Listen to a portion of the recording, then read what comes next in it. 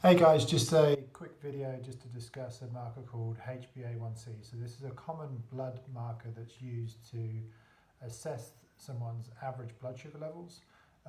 Also used as a tool to help diagnose diabetes and also to assess how well diabetes and blood sugar is being managed as well. Now, unfortunately, with HbA1c, there can be a common fault of misdiagnosis of prediabetes or diabetes as well. And the reason for that comes with what HbA1c actually is. So HbA1c is looking at the glycation level of hemoglobin. So it's looking at how much glucose has been attached to those molecules of hemoglobin. So issues that you can have with that is that essentially the life cycle of a red blood cell, which is what this marker is looking at, is looking at the hemoglobin within the life cycle of the red blood cell. Those red blood cells will last, let's say, around about 120 days.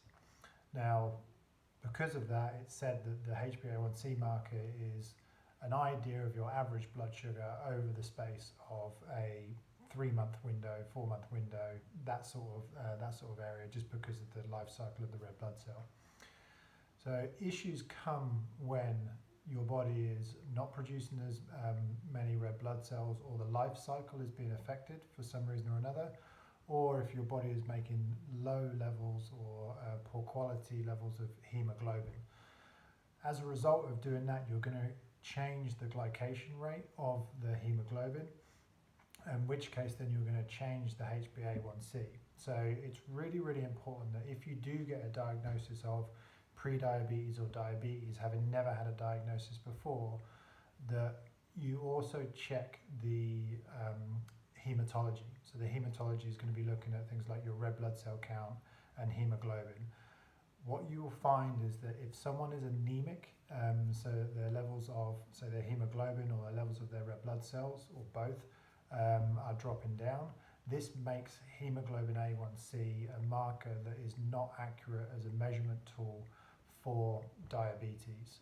So it's really, really important that these things are looked at together and not as isolated markers by themselves and then presumptions made upon a diagnosis based upon that single marker by itself. So as a summary, hemoglobin A1c can be a good tool to assess average blood sugar levels.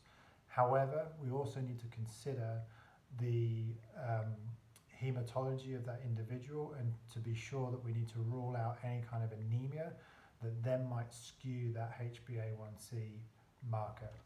I hope that's been useful, and I'll speak again soon. Thanks, bye.